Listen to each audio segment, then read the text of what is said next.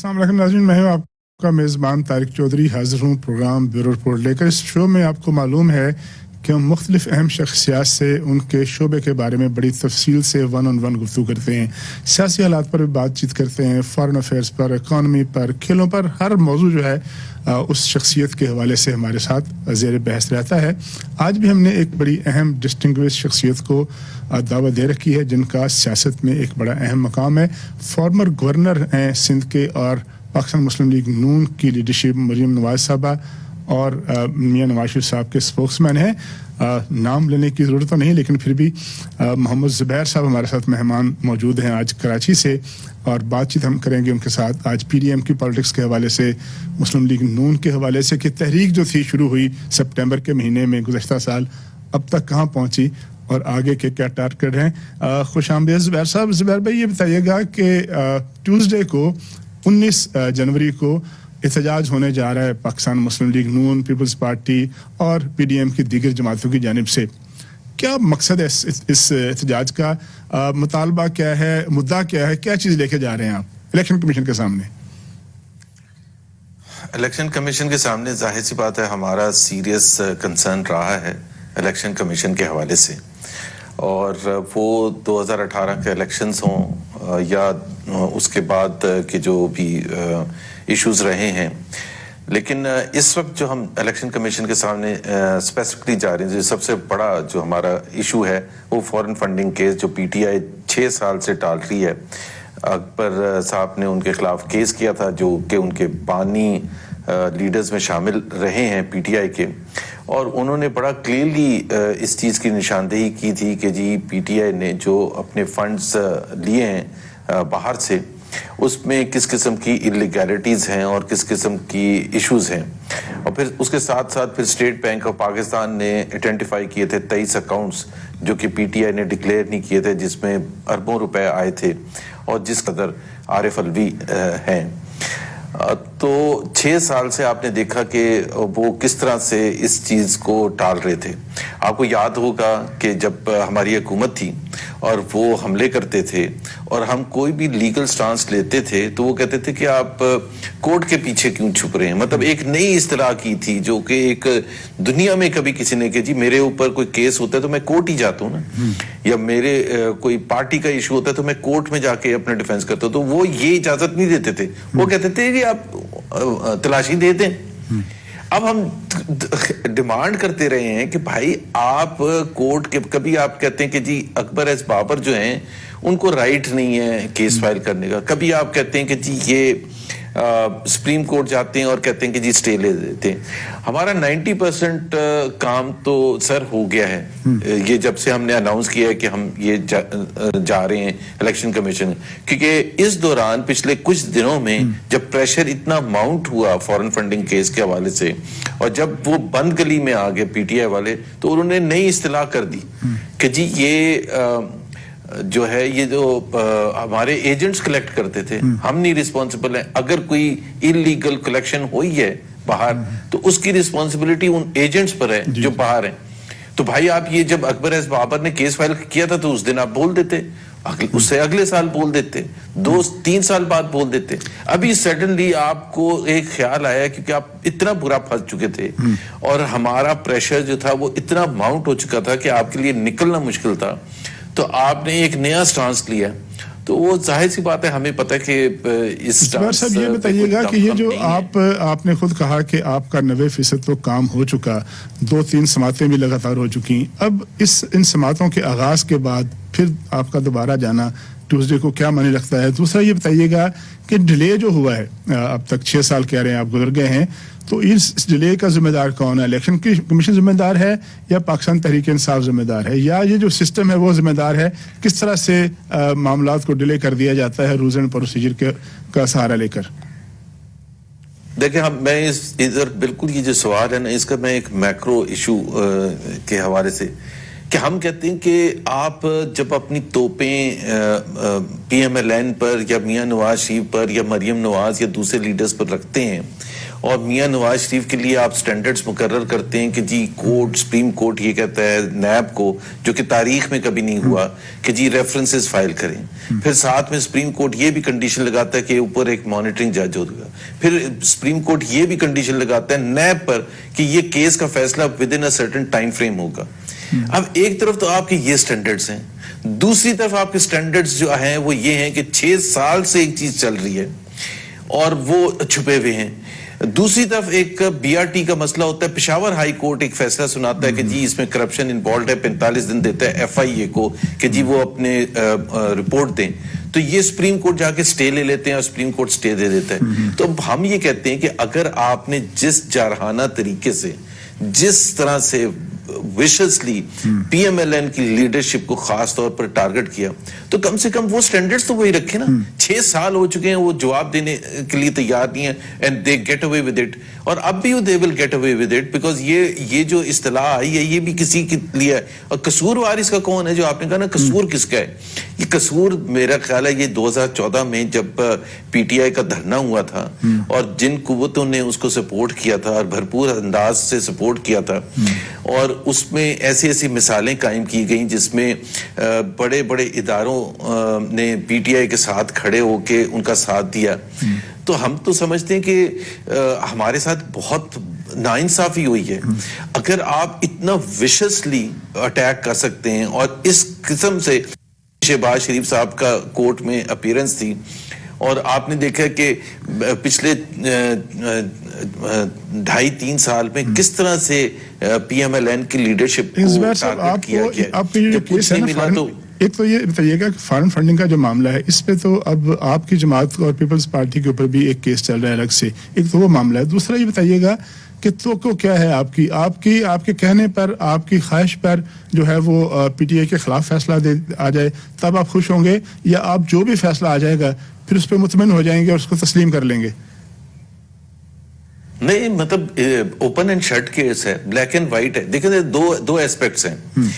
ایک ایسپیکٹ تو ہے لیگل جو کہ الیکشن کمیشن کر رہا ہے, ایک ہے پولیٹیکل. پولیٹیکلی ہم یہ کہتے ہیں کہ آپ ایک پریس کانفرنس کر کے 2-3 سمپل سے جواب تو دے دینا. پولیٹیکل بھی اس کا بہت امپلیکیشنز ہیں, لیگل جو بھی ہوتا ہے. دیکھیں جب ہم میں اور آپ کے ناظرین کے لیے بھی وضاحت کر دوں کہ جب یہ کہتے ہیں کہ جی ان کے ایجنٹس تھے, انہوں نے کلیکٹ کیا تھا, ایجنٹس جو تھے ان کو اپوائنٹ کیا تھا P T I mother party نے, عمران خان کے دستخط سے اپوائنٹ ہوئے تھے. اس کے بورڈ آف ڈائریکٹرز جو ہیں ان ایجنٹس کے اپوائنٹ کیے تھے عمران خان کے دستخط سے.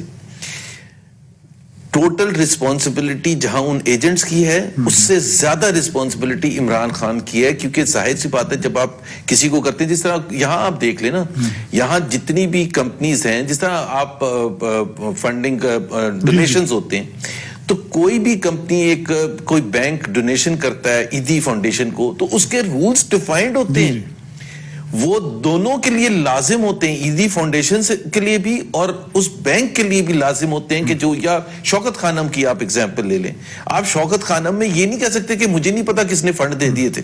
بھائی جب آپ کی رسپانسبلٹی ہوتی ہے کہ فنڈنگ کہاں سے ہوئی ہے, اور دوسرے جس نے فنڈنگ کر رہا ہے اس نے تمام لیگل ریکوائرمنٹس فلفل کی ہیں, بیکاز وہ اپنے بکس میں کلیم کرے گا. کوئی جس طرح میں بینکس کی ایگزامپل دے رہا تھا, سو جو آپ کے بورڈ آف ڈائریکٹرز ہیں امریکہ میں یا لندن میں, وہ آپ کی رسپانسبلٹی ہے, یہ تو ورنہ کسی کی رسپانسبلٹی نہ ہو.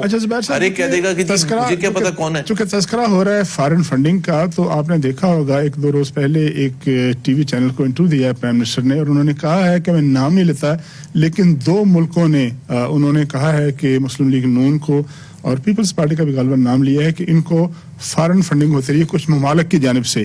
تو آپ چونکہ ترجمان ہیں لیڈرشپ کے, آپ سمجھتے ہیں آپ کس طرح ریفیوٹ کریں گے اس الزام کو کہ مختلف ملکوں سے فنڈنگ ہوتی رہی ہے مسلم لیگ نون کو اور دیگر جماعتوں کو؟ ایک تو پہلے میں بتا دوں, کوئی مختلف جو ممالک جن کا شاید وہ تذکرہ کر رہے ہیں, شاید انڈیا کا یا اسرائیل وغیرہ کا کر رہے ہیں, تو کوئی وہاں سے فنڈنگ نہیں. پہلے تو میں بالکل آؤٹ رائٹ ریجیکٹ کر دوں. دوسرا, ہم نے تو کبھی یہ کہا ہی نہیں کہ ہمیں نہ آپ بلائیں الیکشن کمیشن, ہم نے تو ابھی کبھی کہا ہی نہیں. آپ کو یاد ہے جب ہماری حکومت تھی تو ہر روز شام کو پورے کے پورے چینلز میں خبر آ رہی ہوتی تھی جی آج ایاز صادق کے اتنے جعلی ووٹ نکل آئے آج فلانا, وہی الیکشن کمیشن تھا نا. کس طرح سے کام کرتا تھا جی, انگوٹھے اتنے جو ہے 90,000 انگوٹھے نہیں پڑے جا رہے, اور پھر سعد رفیق کے کیس میں, پھر خواجہ آصف کے کیس میں, پھر فلانے کے کیس میں, روز خبریں آتی تھی باہر. مطلب یہ ایسا پہلا الیکشن تھا 2018 کا جس میں کوئی خبر ہی نہیں ہے, ایک انگوٹھا بھی غلط نہیں لگا. ہر انگوٹھا جو لگا ہے 1,70,00,000 پی ٹی آئی کے لوگوں کے لیے جو کاؤنٹ ہوئے ہیں وہ سارے کے سارے پڑے گئے. لیکن وہاں آپ نے دیکھا تھا کہ کیا تماشا لگایا جاتا تھا, ہر روز شام کو بیٹھ کے ایک ایسا ججمنٹ آتی تھی, ایک ایسا چھوشا چھوڑا جاتا تھا کہ جی دھاندلی ہو گئی, دھاندلی پکڑی گئی, اور پھر عمران خان پریس کانفرنس کرنے آ جاتے تھے. ہم جا کے تھک گئے ہیں, اور کہہ کے تھک گئے. ایک اپیل تک انہوں نے آر ٹی ایس کا جواب نہیں دیا کہ وہ جو سسٹم تھا. لیکن وہ تو کہتے ہیں وہ تو کہتے ہیں کہ ہم نے, وہ تو کہتے ہیں کہ جیسے ہی 2018 کے انتخابات ہوئے, پارلیمنٹ بنی, ہم نے ایک پارلیمانی کمیٹی بنا دی. آپ آج تک اس پارلیمانی کمیٹی میں گئے ہی نہیں, اس کی ٹی او آرز ہی نہیں بنائے مل کے بیٹھ کے, تو الیکشن میں دھاندلی کی تحقیقات پھر کیسے ہوں؟ نہیں, ایک تو سب سے پہلی بات یہ کہ عمران خان جس جہاد کا اعلان کرتے تھے کہ دھاندلی اور کرپشن, تو اس میں کم سے کم ان کا انیشیٹو تو نظر آنا چاہیے تھا کہ جی میں اس چیز کا حصہ نہیں بنوں گا جس کو میں نے خود اپنے لیے کیمپین کا حصہ بنایا کہ جی کرپشن نہیں ہونے دوں گا اور کوٹ کے پیچھے نہیں کسی کو چھپنے دوں گا, یہ سب کہتے تھے نا. اور اسی طرح سے 2013 کے الیکشن کے حوالے سے, حالانکہ میں آپ کے ناظرین کے لیے دوبارہ یہ بتا دوں 2013 اور 2018 کے الیکشن میں بہت بڑی تفریق ہے. 2013 میں سب سیٹیں کاؤنٹ ہونے کے بعد 186 سیٹیں تھی پی ایم ایل این کی, ان کی تھی 34, مطلب کوئی کمپیریزن ہی نہیں تھا. یہاں تو نیک اینڈ نیک تھا. اور سب سے بڑی بات یہ کہ اس دھاندلی شدہ الیکشن میں ناانصافیوں کے باوجود, بلوچستان میں اکھاڑ پچاڑ کے باوجود, ساؤتھ پنجاب میں اکھاڑ پچاڑ کے باوجود, الیکشن سے پہلے جو ریگنگ کی گئی, پریشر ڈالا گیا, لائلٹیز چینج کی گئی, اور تمام وہ واقعات کے باوجود, کاؤنٹنگ میں دھاندلی, پولنگ ایجنٹس کو باہر دھکے دے کے نکالنے کے باوجود, سب سے زیادہ ووٹ جو کاؤنٹ ہوئے تھے پنجاب میں پی ایم ایل این کے فیور میں ہوئے تھے. سب سے زیادہ ووٹ جو سیٹیں جو کاؤنٹ ہوئی تھی وہ پی ایم ایل این کے فیور میں تھی پنجاب میں, اور پنجاب ڈیسائیڈ کرتے ہیں فیڈرل حکومت کون بناتا ہے. ایک بریک لیتے ہیں, بریک کے بعد ہم بات کریں گے اگلا جو ہمارا پورشن ہے اس میں کہ پی ڈی ایم کی تحریک جو ہے اب وہ کہاں پہنچی ہے, اس کا اگلا ٹارگٹ کیا ہے, اور موو فارورڈ اور وے فارورڈ کیا ہے. ایک بریک لیتے ہیں.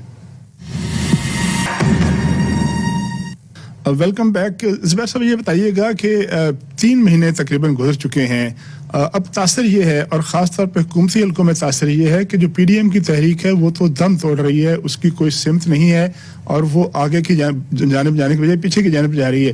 اس کی وہ مثال یوں دیتے ہیں کہ مریم نواز صاحبہ مالاکنڈ میں, لورا لائم میں اور بنو میں 3 جلسوں میں نہیں گئیں. فضل الرحمان صاحب جو تھے وہ لاڑکانہ میں نہیں گئے, اور 3 جو بڑی جماعتیں ہیں, بلاول صاحب ہیں, فضل الرحمان صاحب ہیں اور مریم نواز صاحب ہیں, تینوں کی سمتیں الگ الگ ہیں. اس بات کو, اس تاثر کو آپ کیسے اینالائز کریں گے؟ پہلی چیز تو یہ کہ وہ کہہ رہے کہ آگے کی طرف پیچھے کی طرف تو بالکل بھی نہیں جا رہی. لیکن ایک میں کلیریفائی کر دوں کہ جب ریلیز کا اناؤنس کیا گیا تھا لاہور کے جلسے کے بعد جو 13 دسمبر کو ہوا تھا, وہ فرسٹ فیز تھا جلسوں کا. اس کے بعد ریلیز کا سلسلہ تھا ملتان میں, بہاولپور میں, لورا لائی میں, اور یہ تمام جگہ. اس میں بڑا کلیئر انڈرسٹینڈنگ تھی, بیکاز تینوں جو مین لیڈرز ہیں جن کا آپ نے نام لیا, it is not possible physically some times کہ جی وہ ہر ریلی میں اور ہر جلسے میں پہنچ سکیں. تو یہ ڈیسائیڈ ہوا تھا کہ کم سے کم 1 یا 2 ضرور اس میں حصہ لیں گے. تو جہاں بھی وہ, ادروائز تو کوئی سینس نہیں بنتا نا کہ بہاولپور میں بلاول نہیں آ رہے اور کسی اور ریلی میں بلاول آ گئے, تو یہ تو نہیں کہ ان کو بہاولپور سے کوئی الرجی تھی کہ وہاں نہیں آ سکے. سو ایک تو اس میں کوئی وہ کنفیوژن نہیں ہے کہ جی تمام لیڈرز ہر جگہ کیوں نہیں موجود ہوتے. دوسری بات یہ ہے کہ کہاں اس کی سمت جو ہے وہ صحیح ہے. کیا ہمارا جو انیشل تھنکنگ تھی کہ جنوری کے مڈل میں ہم کہاں کھڑے ہوئیں گے جب سپتمبر میں یہ شروع کیا تھا. دیکھیں, ایک تو اہداف بھی چینج ہوتے رہتے ہیں, اور یہ ایک بہت بڑی سٹرگل ہوتی ہے. یہ کوئی آسان سٹرگل نہیں ہوتی. اگر آپ پاکستان کی تاریخ کی بڑی پولیٹیکل سٹرگلز دیکھیں تو یہ سب سے چیلنجنگ ہے, کیونکہ 1968 کے اینڈ میں جب ایوب خان کے خلاف شروع ہوئی تھی تو اس وقت بھی کوئی یہ نہیں کہہ سکتا تھا کہ ایوب خان کی مائٹ کے اگینسٹ اس کو گرا دیں گے. لیکن وہ مارچ 1969 میں ایوب خان کی حکومت گر گئی. فیبری میں کوئی بھی نہیں کہہ سکتا تھا فیبری 1969 میں کہ ایوب خان جا رہے ہیں اور ایسا محسوس ہو رہا ہے, کیونکہ یہ تو ایک دم سے وہ جب سٹرکچر گرتا ہے نا تو دھڑ دھڑ دھڑ پھر باقی آسان ہو جاتا ہے. 1977 بات یہ نا کہ آپ نے جو سب سے بڑا اعلان کیا تھا, جو سپٹمبر کی جو سب سے پہلی جو کانفرنس تھی اسلام آباد میں, آل پارٹیز کانفرنس, اس میں سب سے بڑا ہتھیار جو تھا وہ استعفوں کا تھا. اب جو ہے استعفوں سے ایک ایک کر کے ساری جماعتیں جو ہیں وہ بیک ٹریک کر گئی ہیں. نہ صرف بیک ٹریک کر گئی ہیں بلکہ مریم صاحبہ نے اعلان کیا بہاولپور میں کہ جاؤ اور جا کے اسپیکر کو بتا دو کہ ہم نے اپنے استعفے واپس لینے. وہ تینوں یا دونوں ارکان جو تھے وہاں گئے, باقاعدہ کہہ کے آئے کہ ہم نے استعفی نہیں دیا. اب وہ استعفے والا معاملہ ٹھنڈا پڑ گیا, پتہ نہیں وہ کہاں ہے. تو ظاہر ہے جب آپ خود بڑے اعلان کرتے ہیں اور پھر وہ اعلان جو ہے کہیں کسی فائل میں کسی الماری میں چلا جاتا ہے تو پھر یہ تاثر تو تقویت پکڑے گا کہ آپ کے جو ہیں وہ اعلانات اور کچھ ہیں اور عمل کچھ اور ہے. آپ کی بات صحیح ہے, لیکن میں آپ کو بتاؤں کہ اگین یہ 11 جماعتیں ہیں, 11 جماعتوں کی رائے مختلف ہو سکتی ہے کسی قسم کے بھی ایکشن پر, اور within a political party, within P M L N مختلف رائے ہوتی ہے. ہمارا بہت ڈیبیٹ ہوتی رہی ہے کہ استعفوں کے حوالے سے. دیکھیں وی ہیو بین کمیٹڈ, ہم نے کہا تھا کہ جنوری 31 تک ہم ڈیڈ لائن دے رہے ہیں اس حکومت کو کہ یہ ریزائن کرے. اگر یہ ریزائن نہیں کرتی تو فیبری میں ہم اگلا لائے عمل کا اناؤنس کریں گے, اور وہ 2 ایشوز کے حوالے سے تھا, ایک لانگ مارچ اور ایک استعفے, اور ان کی ٹائمنگ کے حوالے سے. یہ ہم نے پہلے کہا تھا کہ جی ہم جب جنوری 31 تک اگر وہ ایکشن نہیں لیں گے تو پھر ہم اگلا لائے عمل کریں گے, اور دونوں کے ٹائمنگ ہم ڈیسائیڈ کریں گے. کیونکہ ظاہر سی بات ہے, اور اس میں بھی اوپینین مختلف ہو سکتا ہے, اب بھی مختلف ہوگا, لیکن پی ڈی ایم ظاہر سی بات ہے کنسلٹیٹو پروسیس سے گزرتی ہے, اور اس میں تمام جماعتوں کو ہمارے لیے سب سے زیادہ امپورٹنٹ ہے. اس کا مطلب یہ ہے کہ جو استعفوں کی بات تھی, استعفوں کا فیصلہ تھا وہ جذباتی فیصلہ تھا, غیر حقیقی تھا اور جلد بازی پر مبنی تھا. میں آپ کو پی ایم ایل این کے پوائنٹ آف ویو سے تو بتا دیتا ہوں, کوئی جذباتی نہیں تھا اور کوئی جلد بازی سے نہیں تھا. We are still committed to that. اور میں یہ بھی بتا دوں آپ کے ناظرین کے لیے کہ جو پیپلز پارٹی, بیکاز اس کے بارے میں کہا جاتا ہے کہ جی پیپلز پارٹی اگینسٹ ہے استعفوں کے, پیپلز پارٹی کا ریزن ہے اور لاجک ہے. اور 1 جنوری کو جب پی ڈی ایم کی میٹنگ ہوئی تھی لاہور میں, تو اس میں فرحت اللہ بابر صاحب نے ان کی طرف سے وجوہات بتائی تھیں کہ وہ ان کا کیا موقف کیا ہے استعفوں کے بارے میں, اور بالکل کلیئر کٹ پیپلز پارٹی کا یہ تھا کہ they are committed to resignations, but the timing of it has to be such کہ وہ ایک فائنل آپ کا وہ ہو جس کو آپ کہتے ہیں نا وننگ آپ کا جو شاٹ ہو وہ ہو. اگر ایسا نہ ہو کہ ایسا شاٹ کھیلا جائے اور باؤنڈری سے پہلے کیچ ہو جائے تو پتہ چلا کہ فائدہ ہی نہیں ہے. جب چھکا مارنے کی آپ کوشش کرتے ہیں تو you have to be sure کہ وہ باؤنڈری سے باہر جائے. تو پیپلز پارٹی کا بھی وہی سٹانس ہے, آج بھی وہی سٹانس ہے. اس طرح ایک اور چیز جس کو آپ کی جو اپوننٹ ہیں حکومتی پارٹی ہے, جس کو جب اینالائز کرتی ہے تو وہ کہتی ہے کہ بالکل اس میں کوئی لاجک نظر نہیں آتی. آپ نے ضمنی الیکشن بھی لڑ رہے ہیں, اب آپ نے سینٹ میں الیکشن لڑنے کا فیصلہ بھی کر لیا ہے. جب آپ سمجھتے ہیں کہ اسمبلی آپ دھاندلی پر مبنی ہے, پھر اسمبلی میں آپ ضمنی الیکشن کیوں لڑ رہے ہیں قومی صوبائی کے, پھر آپ سینٹ میں کیوں جا رہے ہیں, اس کے پیچھے لاجک نظر نہیں آتی. جب ایک احتجاج کر رہے ہیں, ایک بڑا مقصد ہے آپ کا سامنا, اور مقصد یہ ہے کہ ہم نے ایک دھاندلی زدہ حکومت کو جو مبینہ طور پر آپ کے خیال میں ہے اس کو ختم کرنا, اس کو ہٹانا ہے, پھر اسمبلی میں جانے کا کیا فائدہ ہے؟ دیکھیں یہ ہمیشہ پاکستان میں سب سے بڑی مشکل یہ رہی ہے, یا تو یہ پہلی دفعہ ایک غیر قانونی غیر ڈیموکریٹک پروسیس سے اسمبلی آئی ہوتی, پہلی دفعہ دھاندلی شدہ الیکشن ہوا ہوتا, پہلی دفعہ ایک ہائیبریڈ رجیم ہوتا, تو آپ یہ کہہ سکتے تھے کہ جی آپ کا کیا لاجک بنتی ہے. بٹ پاکستان کی ہسٹری بھری پڑی ہے, اور پھر اس ہسٹری میں اس سے سبق بھی بہت سے لوگوں نے. پیپلز پارٹی نے 1985 کا ضیاء الحق کے انڈر الیکشن لڑنے سے انکار کر دیا تھا کہ اس کی لیجیٹیمیسی نہیں ہے ضیاء الحق کی, تو ہم اس کے انڈر الیکشن کیوں لڑیں. لیکن آج پیپلز پارٹی اور اس کے بعد سے پیپلز پارٹی نے ہمیشہ اس چیز پر ریگریٹ کیا ہے کہ یہ وہ بہت بڑی غلطی تھی, پولیٹیکل स्पेस कभी नहीं छोड़नी चाहिए, बावजूद इसके कि जी उसकी लीगैलिटी पर सीरियस क्वेश्चन मार्क्स थे। 2018 के इलेक्शंस पर भी सीरियस क्वेश्चन मार्क्स थे। और जो ऑल पार्टीज कॉन्फ्रेंस जुलाई 2 दिन बाद हुई थी इलेक्शन 2018 के बाद, उसमें मौलाना फजलुर रहमान का ही मौक़िफ़ था कि असेंबली में नहीं जाना चाहिए। पीपल्स पार्टी या पीएमएलएन का मौक़िफ़ था कि मतलब हमारे पास ऑप्शन फिर क्या है। सो ये हमेशा दो राय हो सकती है कि जी ये इसकी लेजिटिमेसी नहीं है, एक तरफ तो आप कह रहे हैं, दूसरी तरफ आप इलेक्शन लड़ रहे हैं, क्योंकि हम political space is also very important ना। सो ये 19-20 के फैसले होते हैं, ये कोई आसान फैसले नहीं होते कि जी आपने इस तरफ गए तो जीत ही जीत है और इस तरफ गए तो हार ही हार है। बात ये है कि गुजरांवाला में इलेक्शन हो रहा है, सियालकोट में इलेक्शन हो रहा है, बाय इलेक्शन हो रहा है। आज हम वो पॉलिटिकल स्पेस, और दूसरी बात उसकी बड़ी इंपॉर्टेंट ये भी है कि हमने जो लॉन्च की थी मूवमेंट, अगर हम इलेक्शन में कामयाबी हासिल करते हैं, तमाम वो जमातें जो पीडीएम की जमातें बाय इलेक्शन लड़ रही, तो वो एक विंडिकेट करेगा हमारे स्टैंड्स को कि जी देखें अवाम का जो फैसला होगा इन इलेक्शन में, गए थे और अवाम ने भरपूर अंदाज में उसको एक्सेप्ट, अवाम का जो फैसला होगा इन इलेक्शंस में, ज़िमनी इंतखाब में, वो भी एक लिटमस पेपर होगा कि अवाम आपकी बात को सुन रहे हैं या हुकूमत के नुक्ता नज़र को सुन रहे हैं। एक ब्रेक लेते हैं, ब्रेक के बाद दीगर सवाल जो है, दीगर इशूज हैं, उन पर अपने मेहमान से उनका तज्जिया लेंगे। Welcome back. ज़ुबैर साहब, ये बताइएगा कि आज से 13 दिन बाद यानी 31 जनवरी को ये डेडलाइन जो आपने दी है इस्तीफ़ा देने की, वो ख़त्म हो जाएगी। 13 दिन के बाद आपने कहा कि हम फैसला करेंगे कि हमने लॉन्ग मार्च करना है या हमने इस्तीफ़े देने हैं।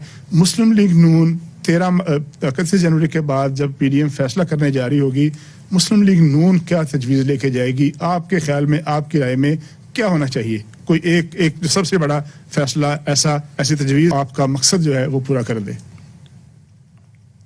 देखिए ना, दो मेजर इश्यूज हैं जिस पर पीडीएम ने एग्री करना है।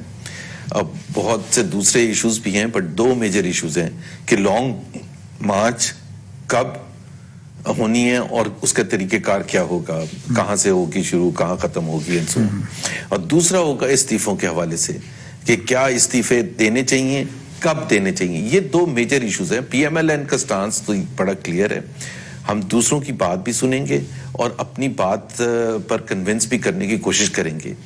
और हमारी नज़र में ये दो चीज़ें ऐसी हैं जिसकी वजह से ये हुकूमत को गिराना एक बहुत बड़ा एक एस्पेक्ट होगा, जो रुकावट है हुकूमत को गिराने के लिए। द प्रेशर, हमने जो स्ट्रीट को हॉट करना था वो हमने कर दिया है। हमारे से मुराद है पीडीएम ने जो लोगों में अपना नैरेटिव था, जो नया नैरेटिव सितंबर में दिया था, उस पर लोगों को आमादा किया बाय एंड लार्ज। तो लोग हमारे साथ हैं, स्ट्रीट वार्म और हॉट है। तो अब अगर अवाम और वर्कर्स हमारी तरफ देख रहे हैं कि जी उन्होंने तो वो भरपूर साथ दिया है, अब लीडरशिप क्या करती है, तो जाहिर सी बात है लीडरशिप को डिसअपॉइंट नहीं करना चाहिए। साथ में ये भी एक बहुत से दूसरे चीजें भी आ गई हैं जिसकी वजह से और ज्यादा जरूरी हो कि ये हुकूमत क्यों जाए। और मुझे अगर आप 2 मिनट देंगे तो मैं आपसे पूछता हूँ आपसे, लेकिन पहले मैं समझता हूँ कि ये इसके साथ सीक्वेंस ये है। फैसला ये हुआ था कुछ माह पहले जब कुछ मुलाकातों का तस्करा आया, मंजर-ए-आम पर आया, और वो दोनों तरफ से मंजर-ए-आम पर आ गई कि मुस्लिम लीग नून जो है अब किसी के साथ एस्टेब्लिशमेंट के साथ बातचीत नहीं करेगी। फिर उसके बाद अब एक साहब दुरानी साहब गए, शहबाज शरीफ साहब से मिले और उनसे मुलाकात की और उन्होंने ट्रैक टू की बात की। उसके बाद कई दफ़ा शहबाज साहब जो हैं अपनी तारीखों पर आ चुके हैं। आज तक उन्होंने आके ये नहीं कहा कि मेरे से आके मुलाकात की है मेरी मर्जी के बगैर, उसकी तरदीद नहीं हुई। उस पर अगर उनकी मर्जी के बगैर हुई है तब भी इसका कोई इज़हार नहीं किया गया। तो ये अपने ही फैसलों से जो है वो रूगर्दानी नहीं है। नहीं, शहबाज शरीफ साहब और मौलाना फजलुर रहमान भी मिले थे दुरानी साहब से, आपको याद है? जी बिल्कुल। और फजलुर रहमान साहब जब लास्ट पीडीएम की मीटिंग हुई थी तो उसमें उनसे पूछा भी गया था कि दुरानी साहब ने क्या बात, मेरा ख्याल है 1 ही दिन पहले उससे मिले थे या 2 दिन पहले मिले थे, कुछ दिन पहले। तो ये मेरा ख्याल है इसमें तो ये जो हम कहते हैं ना कि मुलाकात ही क्यों हुई थी, मुलाकात होना तो कोई खराबी नहीं है। कोई भी आज मिलना चाहे कि जी वो, और हम समझते हैं कि ये कोई ट्रैक 2 की बात कर रहे हैं या कोई एक ऐसी चीज की बात कर रहे हैं जो हमारे नैरेटिव से बिल्कुल मुख्तलिफ है, तो फिर भी मिलने में क्या हर्ज है, मतलब उसकी बात सुनने में और अपनी बात سے اس کو کنونس کرنے میں. سو پہلی بات تو یہ کہ درانی صاحب کے پاس میرا نہیں خیال ہے کوئی مینڈیٹ تھا. پی ٹی آئی کی حکومت خود کہتی ہے کہ جی ہم نے نہیں بھیجا تھا. ابھی کسی نے بھی بھیجا تھا ان کو, اور وہ کیا کرنے کے لیے گئے تھے. میرا خیال ہے اس میں سب سے زیادہ امپورٹنٹ چیز یہ تھی کہ ہمارا میڈیا بہت زیادہ ریڈ کرنا شروع کر دیتا ہے. درانی صاحب ایک اچھے آدمی ہیں, بٹ ایک ریٹائرڈ پولیٹیشین ہے جس طرح سے میں دیکھتا ہوں. ہر ایک ملاقاتوں کا ذکر ہو رہا ہے, ملاقاتوں کا تذکرہ ہو رہا ہے, تو کچھ ماہ پہلے ملاقاتیں ہوئی جن کا شاید محرک آپ تھے, جن میں فوکل پرسن آپ تھے, یا سمجھ لیں کہ سینٹرل جو نقطہ تھا آپ کے گرد گھوم رہا تھا. وہ جو ملاقاتیں تھیں وہ کسی نتیجے پر نہیں پہنچ سکیں. تو وہ جو نتیجہ خیز نہیں ہو سکی, اس کی ذمہ داری آپ پر ہے, لیڈرشپ پر ہے, یا دوسرے فریق پر ہے جس سے ملاقات ہوئی تھی؟ دیکھیں, ایک تو اس کا کوئی نتیجہ نکلنا ہی نہیں تھا. یہ میں بہت دفعہ کہہ چکا ہوں, اور میں ود آل آنیسٹی اور انٹیگریٹی ایک بات کہہ رہا ہوں کہ جب میں نے ملاقات کرنے, دیکھیں میرے ان سے جو بھی تعلقات تھے, میں نے کبھی بھی ان تعلقات کو استعمال نہیں کیا. میں کر سکتا تھا نا, جب ڈسکوالیفیکیشن ہوئی تھی میاں نواز شریف کی, جب ریفرنسز فائل ہوئے تھے, جیل ہوئی تھی, مریم نواز کو جیل ہوئی تھی, الیکشن ہو گیا, تباہی ہوگی, پی ایم ایل این کو دیوار کے ساتھ لگا دیا گیا. کبھی میں نے نہیں بیچ میں, کیونکہ ان کی ایک امپورٹنٹ پوزیشن ہے اور میں ان کو امپیرس بھی نہیں کرنا چاہتا. اور دوسرا, میں جینوئنلی سمجھتا ہوں, میرا خیال ہے جتنے لوگ مجھے جانتے ہیں, اور یہ کوئی ایک ملاقات کی بات نہیں ہوتی, آپ کی ایک ہسٹری ہوتی ہے کہ جتنا پرو ڈیموکریسی, اور P M L N join کرنے کا میرا کوئی یہ نہیں تھا کہ میں نے ایسے ہی جوائن کر لیا تھا کہ میاں نواز شریف مجھے بہت اچھے لگتے تھے. ایک اس کا سٹانس سول ملٹری رول کے حوالے سے, ریلیشن شپ کے حوالے سے, جو پرو کانسٹیٹیوشن میں جو سیولین بالادستی کے حوالے سے, we are committed to that and I am committed to that. نہ میرے اوپر کوئی ایسا کیس چل رہا تھا کہ میں نے اس کے جا کے کوئی ریلیف مانگنا تھا. میں جب گیا تھا, تو میں دوبارہ آپ کو بتا دوں, میں نے حال احوال کے بعد یہ کلیئر کیا, اور وہ تقریباً 2 ملاقاتوں میں 10 دفعہ آیا کہ میں یہاں کسی کے لیے ریلیف نہیں مانگنے گیا. I am here to discuss on all issues that are confronting the country. اور جو میرا پوائنٹ آف ویو ہے, اور اس وجہ سے بھی وہ امپورٹنٹ تھا پہنچانے کے لیے کہ ملٹری بھی ہماری یہ مانتی ہے کہ اوور دا ڈیکیڈز ان سے بہت بڑی غلطیاں ہوئی ہیں, چاہے وہ 1960s میں تھیں, یا 1958 کے کانسٹیٹیوشن کے ساتھ جو تباہی کی گئی تھی, یا ذوالفقار علی بھٹو کو پھانسی لگانے کے حوالے سے تھی, یا مشرف صاحب کے فیصلوں کے حوالے سے تھی. وہ مانتی ہے. تو میں صرف یہ کہہ رہا تھا کہ یہ ہائنڈ سائڈ میں تو بڑا آسان ہوتا ہے, اصل چیلنج یہ ہوتا ہے کہ آج آپ جو کر رہے ہیں وہ اس کو تاریخ کیسے یاد کرے گی. اور اس پارٹی کی کیا, یہ جو عمران خان ہے اور ان کی حکومت کی, اس کے بعد سے پھر دوبارہ آپ رابطہ نہیں ہوا, اس کے بعد سے دوبارہ رابطہ نہیں ہوا آپ کا؟ اور آپ کو یاد ہے کہ انہوں نے خود, میرا خیال ہے ایک I S P R chief نے یہ کہا کہ جی انہوں نے مجھے یہ بتایا کہ جی جو سیاسی ایشوز ہیں اس کے لیے پارلیمنٹ جایا جائے, اور جو لیگل ایشوز ہیں اس کے لیے کورٹس جایا جائے. تو ظاہر ہے 7 گھنٹے میں یہ بات تو نہیں ہوئی ہوگی کہ میں نے جا کے بات کی. And I made it clear, میں ابھی بھی بتا رہا ہوں, I made it clear repeatedly, I am not here to seek any relief for Mian Nawaz Sharif اور for مریم اور for any other political. اچھا, آپ یہ بتائیے سر کہ ایک چیز گردش کر رہی ہے کچھ دنوں سے کہ میاں نواز شریف صاحب جو ہیں وہ سعودی عرب جا رہے ہیں, سعودی عرب کی قیادت کی دعوت پر. اس میں کہاں تک صداقت ہے؟ بالکل غلط ہے, کسی حد تک ٹھیک ہے, یا کوئی ابھی اس پہ فیصلہ نہیں ہوا؟ نہیں, ایک تو میں کہہ سکتا ہوں کہ یہ تو بالکل یس اور نو میں تو جواب کبھی کسی چیز کا نہیں ہوتا, بٹ اس وقت فیصلہ نہیں ہوا. ہو سکتا ہے ہو, اور ظاہر ہے سعودی عربیہ کی قیادت ہو یا دوسرے ورلڈ لیڈرز ہو, وہ میاں نواز شریف 3 دفعہ پرائم منسٹر رہ چکے ہیں, ان کی ایک انٹرنیشنل سٹینڈنگ ہے, اور بہت سے لیڈرز یہ سمجھتے ہیں کہ ان کے ساتھ بڑی زیادتی بھی ہوئی ہے, تو وہ کبھی بھی جا سکتے ہیں. Why should he not go? اچھا سر, ایک اور سوال کہ ابھی شاہد خاقان عباسی صاحب گئے ہوئے تھے امریکہ گئے, اس کے بعد برطانیہ بھی گئے, لندن. کچھ ہلکے کہہ رہے ہیں کہ جی ان کی ملاقات ہوئی نواز شریف سے, کچھ کہہ رہے ہیں بالکل ملاقات نہیں. آپ اس بات کی تصدیق یا تردید کر سکتے ہیں کہ دونوں صورتوں میں سے اصل حقیقت کیا ہے؟ کہ شاہد خاقان عباسی میاں نواز شریف سے کیوں نہیں مل سکتے؟ پہلے تو یہ کوسچن ہے. تو اس میں سر ملے یا نہیں ملے؟ آپ کو پتہ ہے وہ برطانیہ کا ایک سسٹم نہیں, وہ ابھی تک نہیں ملے تھے, وہ چونکہ ان کا وہ جی. اچھا سر, یہ بتائیے گا, بات چیت ان کی ضرور ہوتی. جی ایک بات جو کہ آپ نے بھی کہنی تھی, وہ سے پہلے رہ گئی تھی, وہ میں بعد میں پوچھ لوں گا. اگر جب آپ کی تحریک اگلے اسٹیج پہ پہنچے گی اور آپ کے سامنے 3 صورتیں آتی ہیں, قومی حکومت, ان ہاؤس تبدیلی یا نئے انتخابات. تو مسلم لیگ نون کی ترجیح جو ہے وہ ان تینوں آپشن میں سے کون سی ہوگی؟ نئے انتخابات. قومی حکومت کا کیا کانسیپٹ ہے؟ قومی حکومت کا تو کوئی کوسچن ہی نہیں پیدا ہوتا ہے. اور ان ہاؤس چینج جو ہے، ان ہاؤس چینج کا مطلب یہ ہے کہ عمران خان شاید چلے جائیں. میرا خیال ہے وہ ایک سٹیبل سچویشن نہیں ہوگی.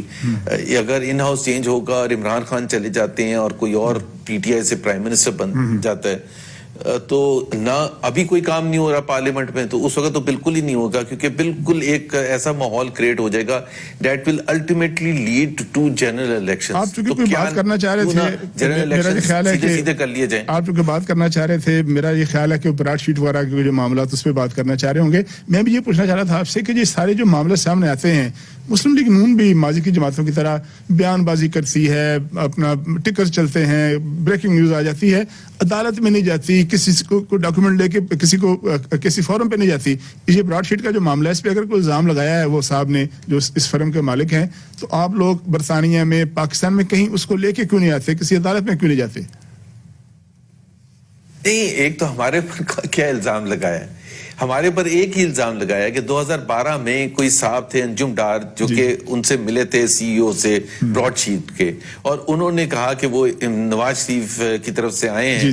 اور خود وہ جو سی ای او ہیں، آپ نے دیکھا وہ ہر دفعہ کہتے ہیں allegedly، اور وہ کہتے ہیں کہ میرے پاس کوئی ایسا ذریعہ نہیں ہے یہ بتانے کا کہ جی وہ براڈ شیٹ میں جو اصل معاملہ ہے، جو آج کا معاملہ ہے. ایک تو 2000 میں مشرف صاحب نے جو بھی کیا، 200 بندوں کی لسٹ دی، واپس لے لی، جو بھی پیٹریٹس بنی اور پی ایم ایل کیو بنی اور اس میں نام نکال لیے، کہ وہ تو ایک چیز ہے بہت پرانی. لیکن آج جو مسئلہ ہے، سب سے بڑا مسئلہ اور مضحکہ خیز مسئلہ ہے کہ آپ نے 27-28 ملین ڈالرز 17 دسمبر کو آپ کے اکاؤنٹ لنڈن ہائی کورٹ کے آرڈر سے فریز. جی بالکل بھائی، what led to the freezing? آپ نے پھر ڈپلومیٹک امیونٹی کیوں نہیں ریکویسٹ کی؟ کیوں نہیں مانگی؟ کس نے فیصلہ کیا پاکستان میں کہ اس کو چیلنج نہ کیا جائے؟ بالکل. کس نے آتھرائز کیا یہاں سے پیسہ پاکستان ہائی کمیشن بھجوانے کے لیے؟ یہ تو آج کے وہ ہے نا. اور یہ اگر آپ اس بیک گراؤنڈ میں دیکھیں، یہ بڑا اہم نہیں، اس بیک گراؤنڈ میں اگر آپ دیکھیں کہ جس میں وہ الزام لگا رہے ہیں کہ ان سے کٹ مانگا گیا تھا، جو مصفی صاحب ہیں وہ یہ کہتے ہیں نا کٹ، تو اس لحاظ سے دیکھیں تو ہم تو سمجھتے ہیں کہ اس لیے کانٹیسٹ نہیں کیا وہ 28 ملین ڈالر دینے کا، اس لیے فریزنگ کو ایکسپٹ کر لیا گیا. ہمارے پاس وقت اب جو ہے وہ ڈیٹیلز اس وقت نہیں پرووائڈ کہ یہ اس میں ان کا کٹ. جی بالکل، وقت ہمارے پاس اب اس کا جواب دے دیں آپ. جی بالکل وقت ہمارے پاس کم ہے، بلکہ وقت اب ختم ہو گیا. میں چاہتا تھا کہ مزید بھی موضوعات پر آپ سے بات چیت ہوتی، لیکن وقت کی قید جو ہے ہمیشہ آڑے آتی ہے. ہمارے ساتھ موجود تھے محمد زبیر صاحب، فارمر گورنر سندھ، اور میاں نواز شریف اور مریم نواز صاحبہ کے ترجمان، جنہوں نے بڑی کھل کر پی ڈی ایم کی سیاست اور پاکستان مسلم لیگ نون کی سیاست اور جو اس وقت مختلف سوالات گردش میں ہیں ان کے بارے میں اپنی جماعت کا نقطہ نظر پیش کیا. اپنے میزبان طارق چودھری کو اجازت دیجیے. اللہ حافظ.